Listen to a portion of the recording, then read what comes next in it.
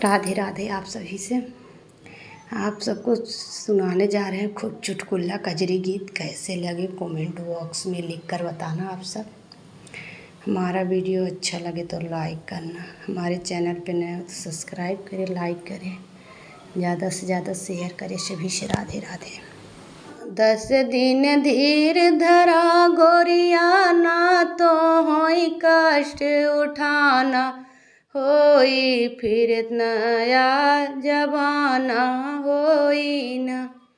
10 दिन धीर धराना गोरिया, कष्ट उठाना हो, फिर ताहर नया जमाना होई न। 10 दिन धीर धराना गोरिया, कष्ट उठाना हो, फिर ताहर नया जमाना होई न। लइके चलबई तो होई साथ, घूमबई हाथ में डारे हाथ। लई चलबई तो होई साथ, घूमबई हाथ में डारे हाथ। फिर तो 8 बजे सिनेमा जाना होई, तो हर नया जमाना होई न।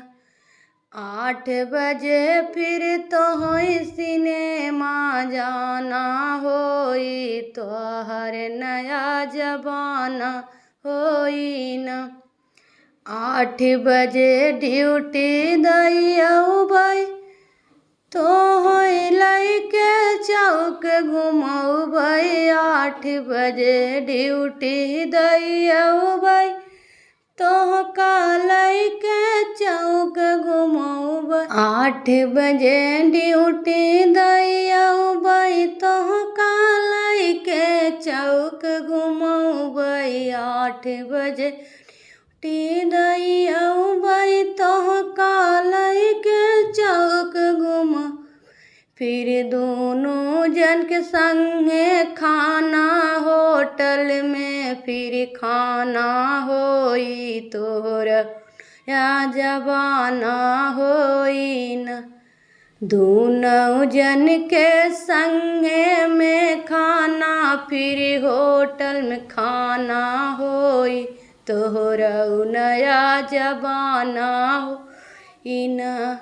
10 दिन धीर धरा गोरिया, ना तो फिर कष्ट उठाना होई, फिर तोहर नया जमाना होई न। 10 दिन धीर धराना गोरिया, कष्ट उठाना होई, फिर तोहर नया जमाना होई न।